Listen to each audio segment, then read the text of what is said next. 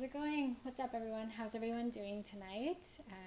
Let me know in the chat how things have been going. I hope you're all doing well. I hope you had a nice week and enjoying this nice November weather. It's been pretty mild here so far this week, so that's been nice. But how's everyone doing? And let me know kind of what's new. How have things been?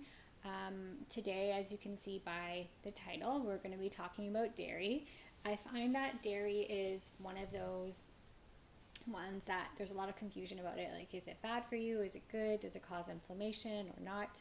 So we're going to be talking a little bit about that, and then I'll be answering your questions about that as well.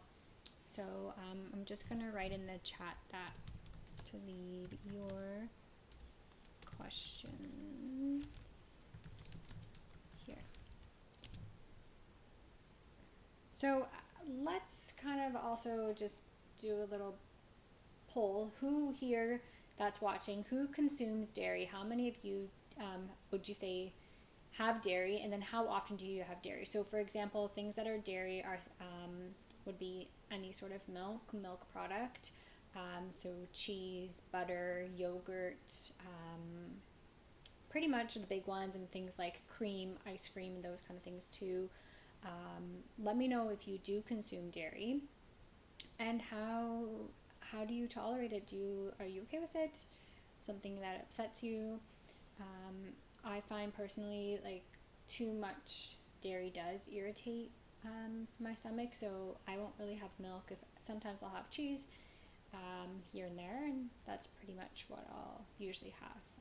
But yeah, let me know if that's something that you have, or what is your experience like with dairy?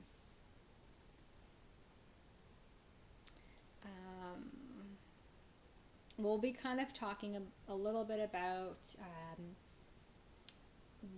why maybe dairy is thought to be inflammatory, and is it or is it not? And then in which type of situations would you want to avoid it? What are some alternatives that you can have instead? So we'll be talking a little bit about that. So yeah, somebody mentioned yes, they do have dairy, scary dairy. Yeah, so some people can't really tolerate it, and we'll talk about that as well, a little bit about like lactose intolerance too.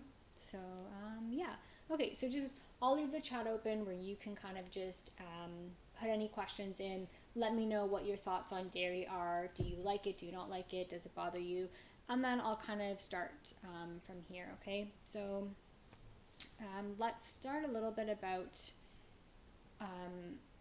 just what's kind of like the history on dairy, and kind of a little bit about that. So there is some studies and stuff that say dairy can cause inflammation, and I think this came from back when there used to be this fear about fat and the saturated fat in dairy, saying that this saturated fat can cause inflammation. But there's actually new research to show that it doesn't, and it does not cause inflammation.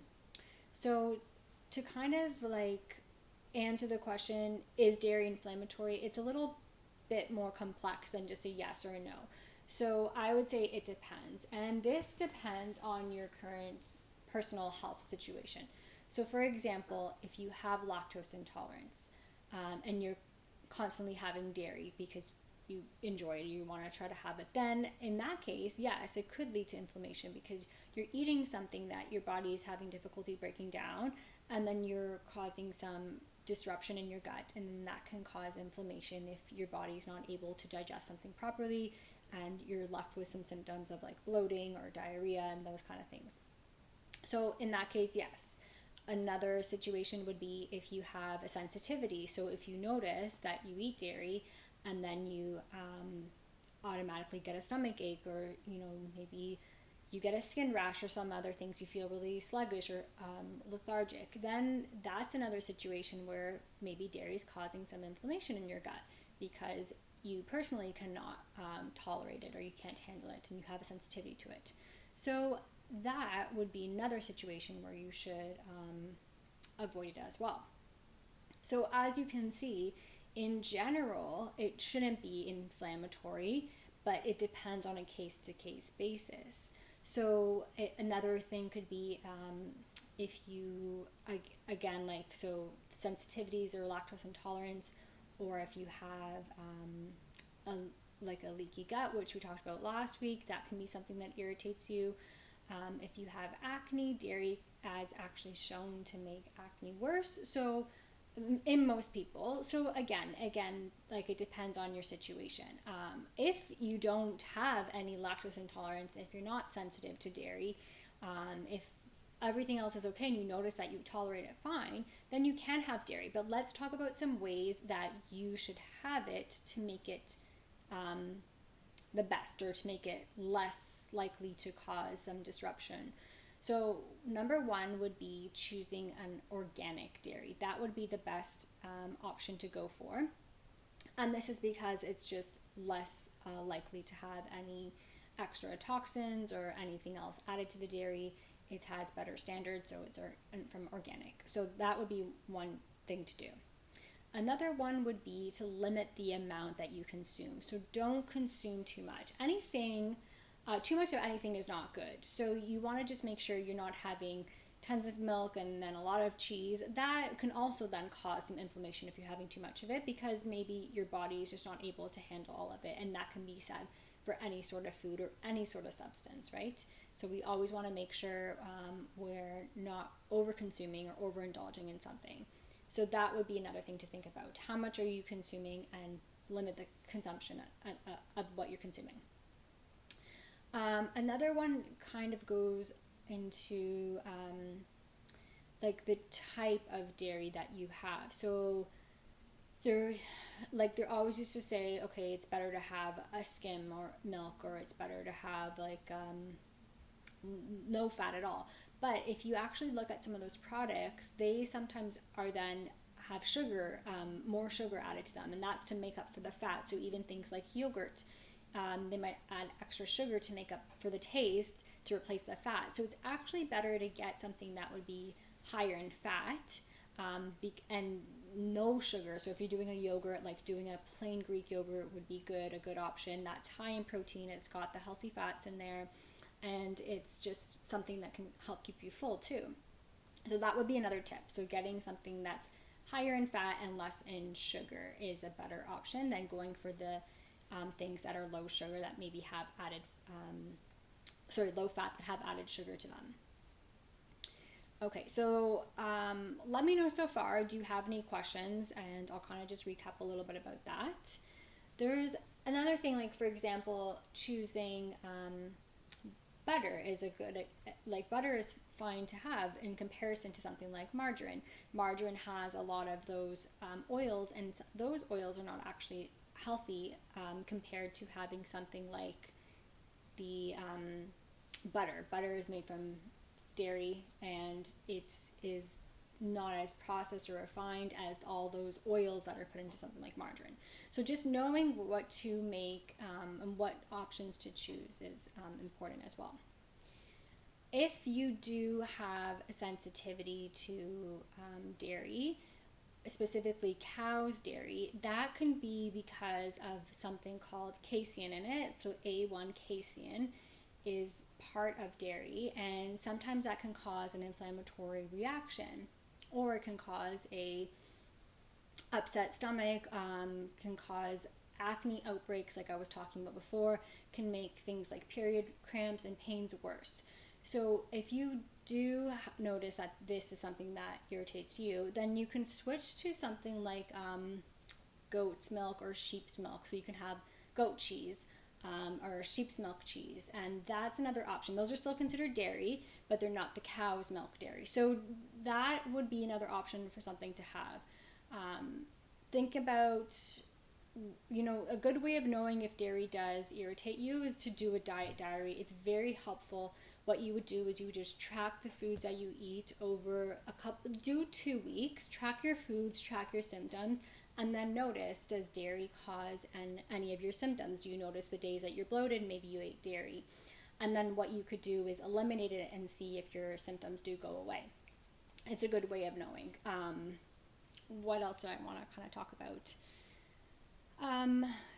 we can talk about dairy-free alternatives in a bit, but I just kind of want to recap those things. So no, dairy is not necessarily inflammatory. However, if you have certain conditions, if you have IBS, if you have food sensitivity to it, if you have lactose intolerance, it can be causing inflammation in you because you're reacting to it. Anytime you continuously eat something that you're reacting to, it can then constantly cause your gut to be aggravated and cause inflammation. Choosing something that's like a higher fat and less in sugar is better. No sugar added is the best. So if you're doing like a cottage cheese, a Greek yogurt, like a goat's milk kefir or something like that, having no sugar is the best option to do, because sugar can actually cause inflammation. Choosing organic, like I was talking about, if you realize that dairy is an issue for you, then choosing, or cow's dairy I should say, because of the casein in it, choose the goat's milk or sheep's. Limit the amount of how much you're consuming, and then that's pretty much the tips would be, so you can still have dairy if you don't, if you're not aggravated from it. However, if you are, then let's talk about dairy-free alternatives. Okay, I'll talk about that in a minute. Let's just see if there's any questions right now. So just give me a moment.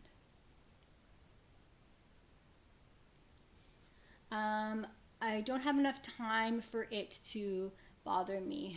I'm not sure what you mean exactly by that, or you don't realize maybe if it bothers you. Hello, can you get enough calcium from non-dairy milk? So the nut-based milks, they can be fortified sometimes with calcium, but I would say for calcium, you actually want to get it through your food sources. So almonds do have a good source of calcium, but when it's made into almond milk, they might not have as much, so they sometimes add it. But for example, like leafy green vegetables have a lot of calcium in them, so that's a good way of getting in some calcium. Some nuts and seeds are also good sources as well. So you can get enough calcium definitely from non-dairy sources for sure. You definitely can. Unrelated question, I'm completely lactose intolerant. Is pea protein a good replacement for whey isolate protein? So pea protein is a good option. There's pea protein, there's hemp protein is another good one too.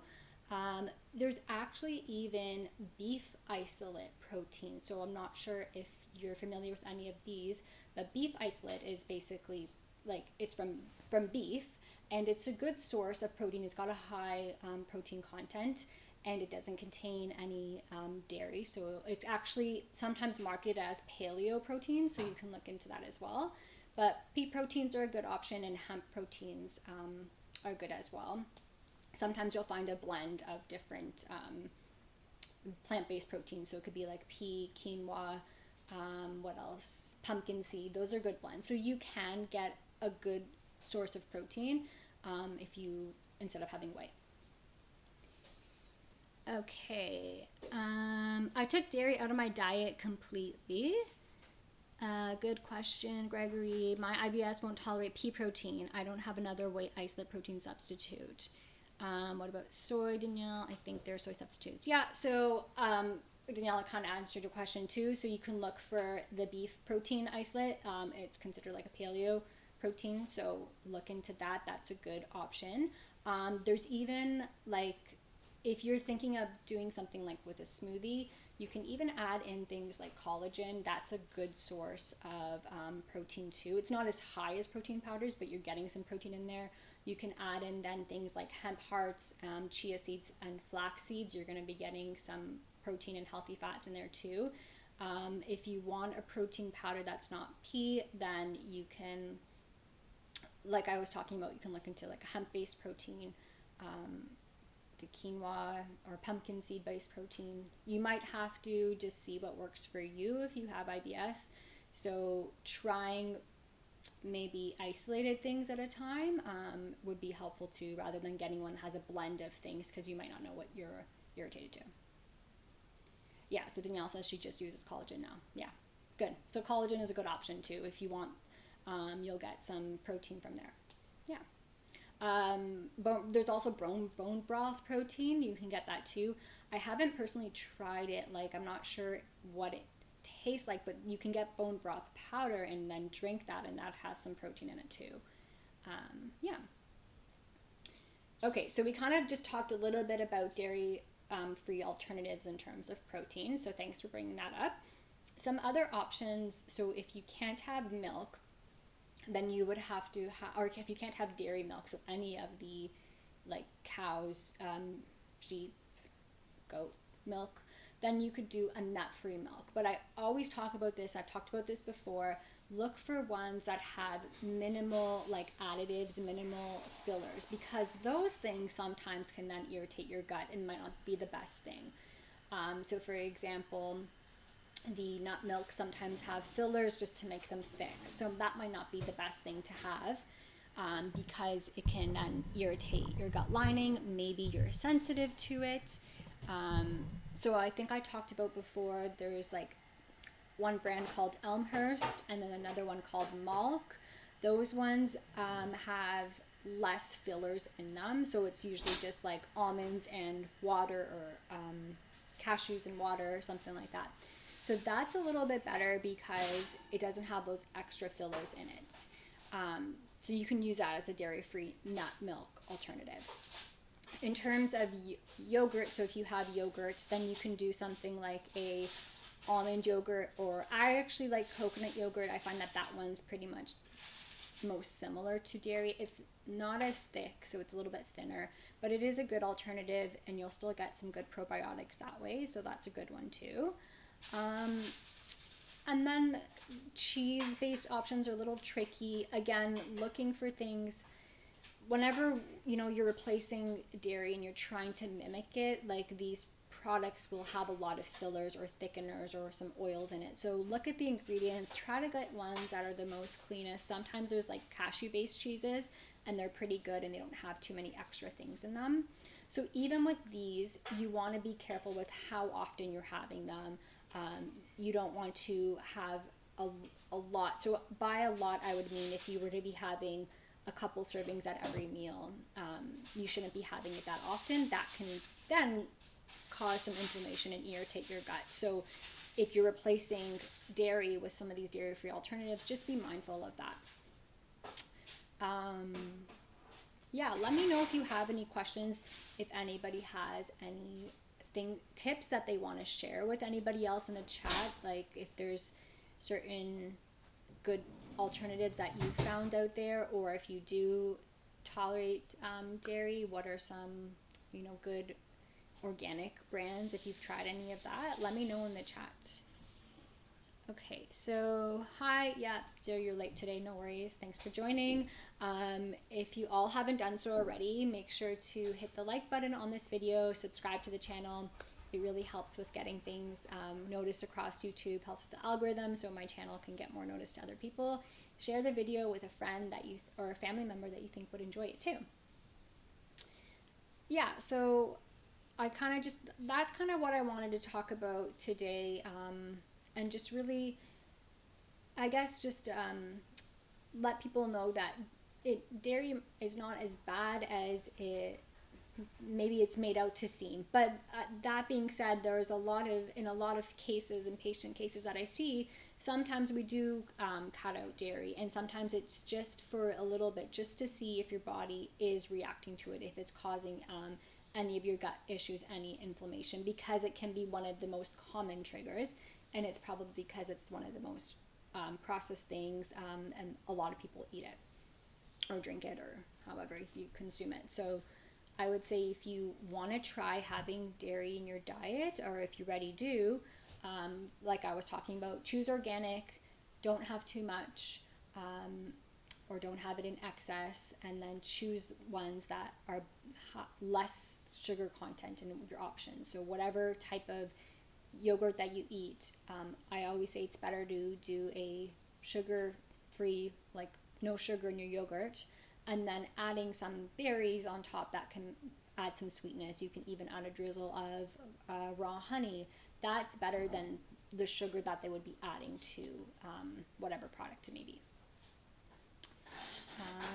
Yeah, let me know if you have any other questions. If there's any specific questions you have about dairy or dairy-free things that you need help with. If you notice that, like some people mentioned that they have dairy intolerances, so they would have to be taking that out. That's kind of those conditions that I was talking about. If you have a lactose intolerance, if you have IBS or inflammation in your gut, then avoiding that is best, because if you were to be eating something that's irritating you, it can cause inflammation, which can then cause other issues too. Okay, so someone also mentioned I switched from cow's milk to almond milk. It's better for me. Great. So yeah, and this depends on case to case. Maybe, you know, in the future, if you ever want to try dairy again, you can definitely try it again. Try it in small amounts, see how it works for you. Basically following those things that I was saying.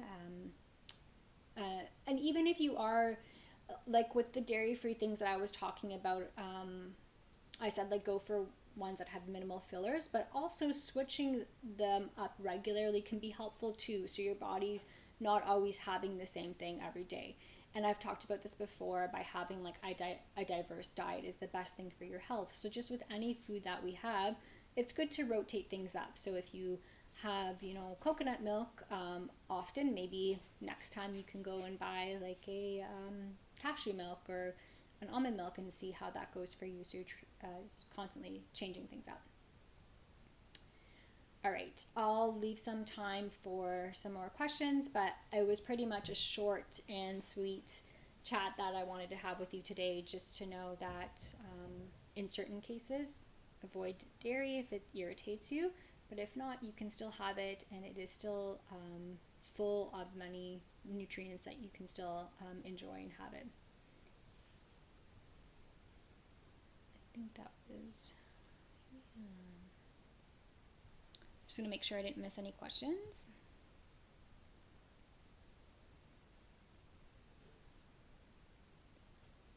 Yeah.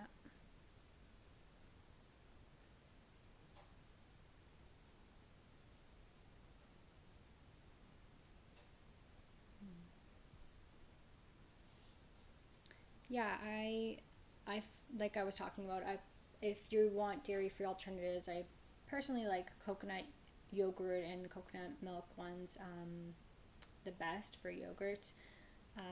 We talked about protein, so having like a, what's it called, a beef isolate or some sort of vegetarian based are good options too.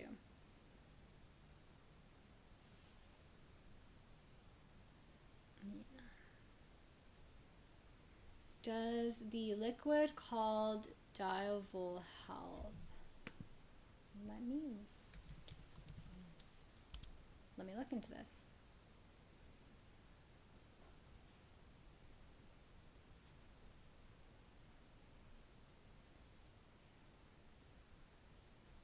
Okay, so Diavol is a combination of an antacid and simethicone, which is, simethicone is helpful for gas and just pressure in the stomach, irritation. So that supplement, so in terms of helping, in terms of related to dairy, I'm not sure if that's what your question is, but that can be helpful for you for things like heartburn, indigestion, acid reflux is what it's similar to other ones, have different brand names as well. So it can help with that. In terms of like dairy, I don't think it helps for that. So if you are if you are lactose intolerant, it wouldn't help with that. You can consume like the lactase enzyme. Those are digestive enzymes that have lactase. If you have a dairy sensitivity, I would just avoid it. But in terms of like if you have acid reflux or something like that, then that's what that's for. But there are other ways of managing that too. You want to see what food triggers are triggering acid reflux or any sort of digestive concern that you might have, and then there's other ways of helping with that. Thompson tablet, are they okay? I'm not sure exactly what that Thompson. tablet? I think you need to be more specific with that. I'm not sure what that is. Please, yeah, just to clarify. I don't know if you're asking about the Diavol or Thompson tablet in terms of the Diavol.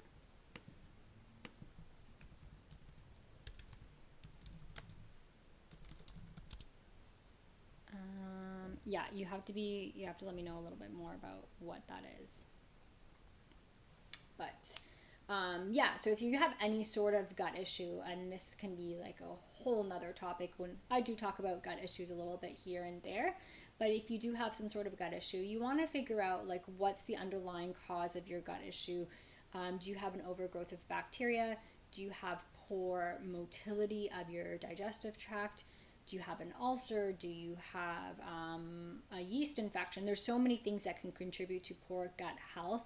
So you want to kind of figure out what's going on before you go in, just take over-the-counter supplements. They can help with symptom relief, which is also very important, but you want to kind of figure out what's going on.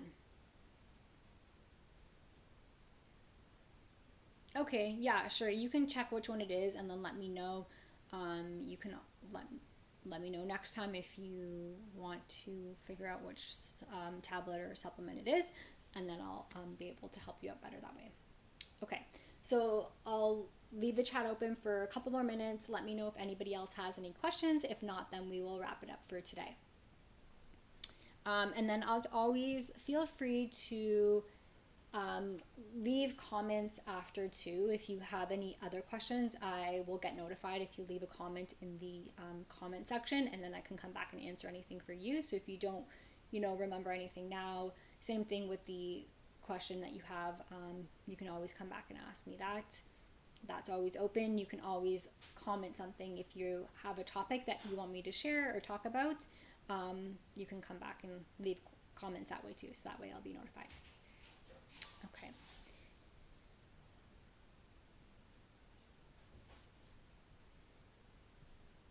Okay, so almond milk makes your stomach feel funny. What can you do?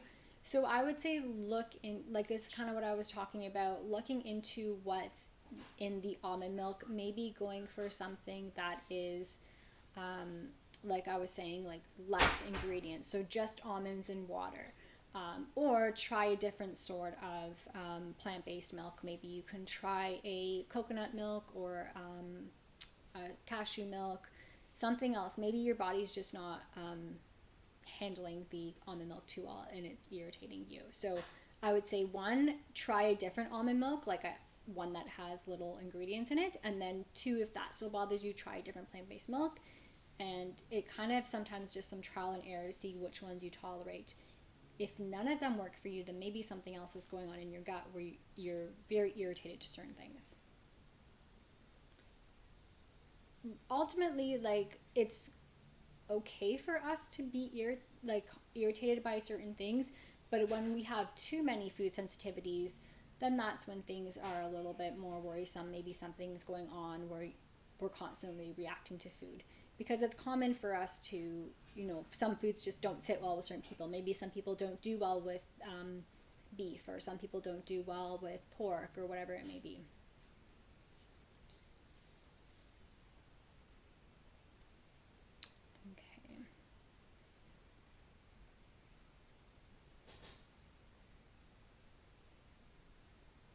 Okay, so how to avoid overbearing, annoying vegans. Your neighbor keeps talking about vegan agenda, and I can't stand them at all. Is violence a suitable answer? I would not say violence is not a suitable answer. Definitely not.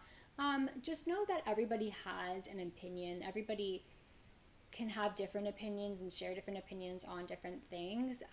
So you could either just let them know that what your feelings are on it, and then maybe if it's just too much to handle, then avoiding those conversations, or letting them know that you just want to refrain from having those conversations with them, because it can be challenging to go about when you have different opinions and you don't ever want to start up an argument or a fight. So either just avoiding those conversations, just letting them know that you appreciate their opinion, but not to share it frequently with you if they keep talking about it.